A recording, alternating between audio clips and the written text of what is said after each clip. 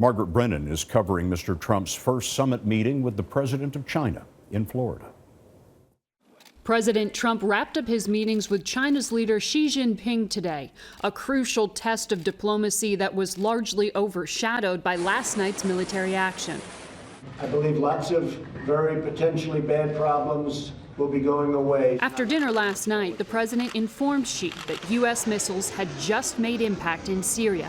He told the nation shortly afterward.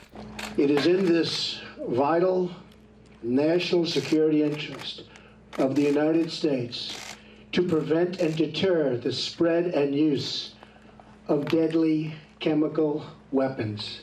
The decision to intervene in Syria's brutal 6-year war seemed a sharp departure from the America First policy outlined by President Trump on Inauguration Day. We do not seek to impose our way of life on anyone. Secretary of State Rex Tillerson said that the strike does not signal a new U.S. offensive in Syria, where there are already nearly 1,000 U.S. troops focused on the fight against ISIS. But UN Ambassador Nikki Haley said the strike was a warning. We are prepared to do more, but we hope that will not be necessary.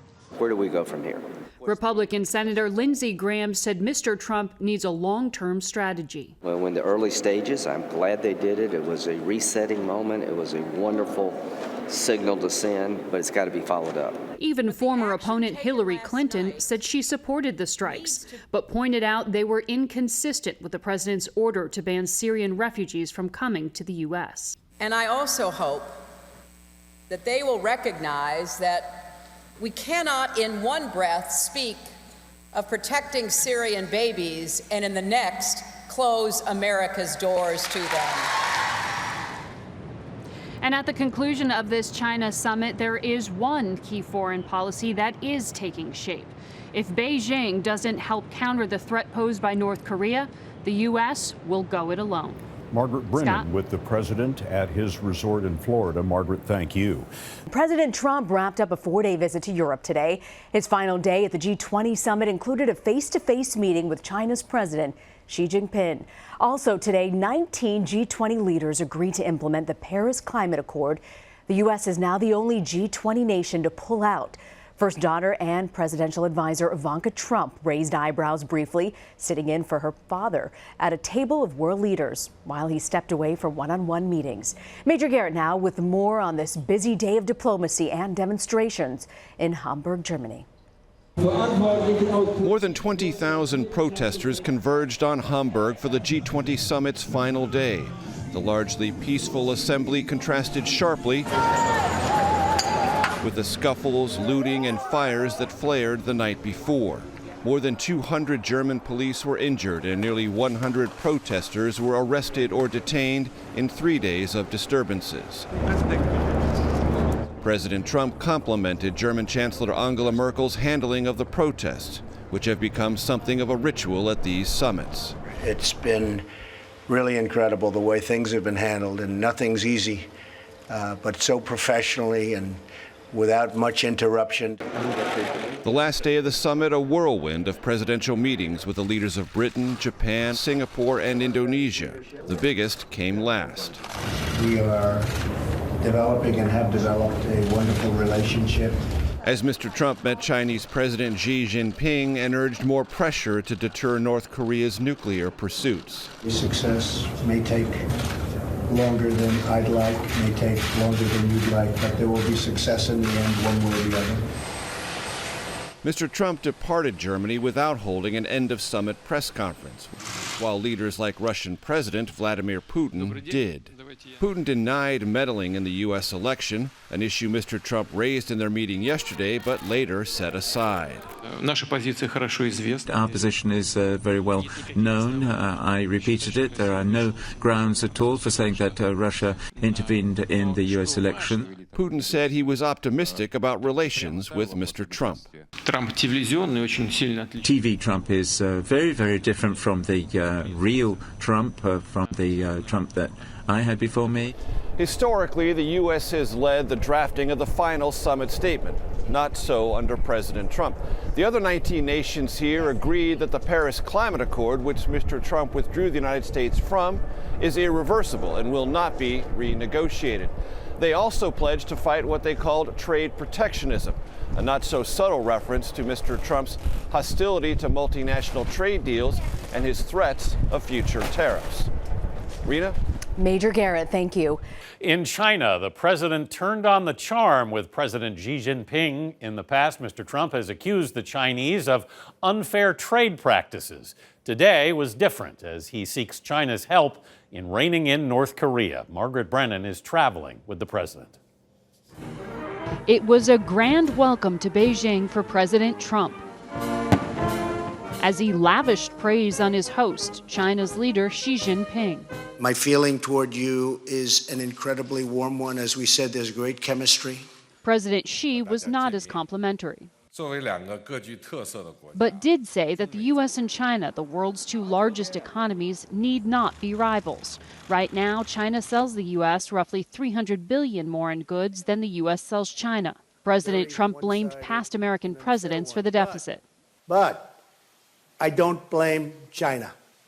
After all, who can blame a country for being able to take advantage of another country for the benefit of its citizens? I give China great credit. During the campaign, candidate Trump struck a different tone. We can't continue to allow China to rape our country, and that's what they're doing. The two leaders did not iron out differences on what Mr. Trump called unfair trade practices, but did oversee the signing of $200 billion in potential business deals. You're going to help us a lot with the menace of North Korea. On North Korea, the president prodded Xi to act faster and to cut off any financial aid to Pyongyang. And I am calling on China and your great president to hopefully work on it very hard. Secretary of State Rex Tillerson later said that the two leaders see eye to eye on the threat posed by North Korea, but have different views on the timing, tactics, and pressure to apply to it. Tomorrow, President Trump flies to Vietnam, where he is expected to hold at least a brief meeting with Vladimir Putin. Anthony? Margaret Brennan in Beijing. President Trump is in South Korea after spending the week meeting with some of the world's most controversial leaders at the G20 summit in Japan. He met with Chinese President Xi Jinping Friday to discuss trade. The president says talks will continue and the U.S. will not add new tariffs, at least not for now. He also met with Russian President Vladimir Putin and Saudi Arabian Crown Prince Mohammed bin Salman. Now, Mr. Trump may meet with another rival, North Korea's Kim Jong-un. Paula Reed's in Osaka with more on the president's visit. Mark, earlier today, President Trump tweeted an invitation for North Korean leader Kim Jong-un to meet him at the border between North and South Korea. President Trump suggested the two men could shake hands and say hello. Tomorrow we're going to the DMZ. I said, while I'm there, I'll shake his hand. We get along. At a press conference in Japan, shortly before he departed for South Korea, President Trump said he hoped to meet with North Korean leader Kim Jong-un and would gladly step on North Korean soil. Sure, I would. I'd feel very comfortable doing that. I would have no problem. Earlier, he held a high-stakes meeting with Chinese President Xi Jinping as the two countries are engaged in an escalating trade war.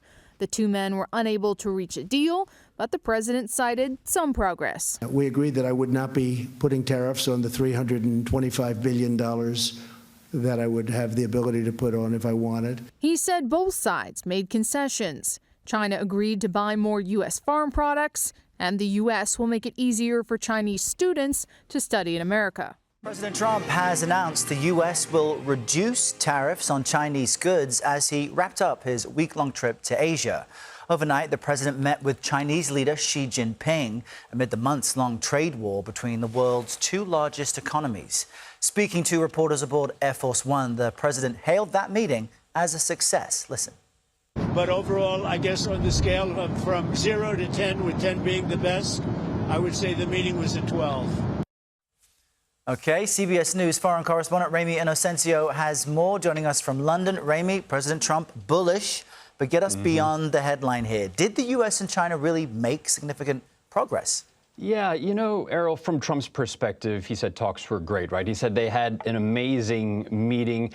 And there is a divergence, though, when it comes to optics, when it comes to what he's saying with reality. He implied, at least, that two of the big issues that we've been reporting on this past week have been settled, but there's a question mark over those. One is over China holding back rare earths from the United States. The other is China restarting its purchases of American soybeans. Beijing hasn't bought a substantial amount of soybeans ever since this summer. But on rare earths, the president took a win. Take a listen here. That whole situation, that roadblock is gone now. There's no roadblock at all on rare earth. That will hopefully disappear from our vocabulary for a little while. So in numbers, President Trump said that he's reducing U.S. tariffs on China from 57%, already mind-boggling, to 47%, which is still mind-boggling. It's still one of the highest in the world, just under now India and Brazil, which are something like 50%. But on the issue of fentanyl, another headache, Trump said that the U.S. will cut the tariffs on chemicals related to this drug from 20% to 10%. That was at the heart, really, of a lot of this. And then there's TikTok for a lot of us watching here, all on social media, eventual U.S. control there. But this was the most vague. To your first question, China's foreign ministry only said that it would work with the U.S. to, quote unquote, resolve issues. Super vague there. So this could be around how much control TikTok's parent company ByteDance could keep. That has been at the crux of that. But again, stressing these are agreements, Errol. Nothing has been signed yet, similar to the agreements that we saw mostly in Japan and South Korea. A lot of drama, little on details. And notably, I got to add that the president flying back, along with all this optimism, he ordered the Pentagon to restart nuclear weapons testing after a 30-year moratorium. And he said specifically in order to keep pace with Russia and specifically China. And how is China characterizing this meeting? Yeah, a little more subdued, a little bit of satisfaction, perhaps more than celebration, Errol. Face-to-face, President Xi didn't appear to kowtow much at all to President Trump. And he really tried to position China and the U.S. more as equals and needing each other. He said that the U.S. and China were on the same, as he said, giant ship, and they needed to set sail together, and saying that China could be and is necessary for Trump's MAGA vision. Errol. All right, Ramy Inocencio in London with the latest. Thank you, Ramy.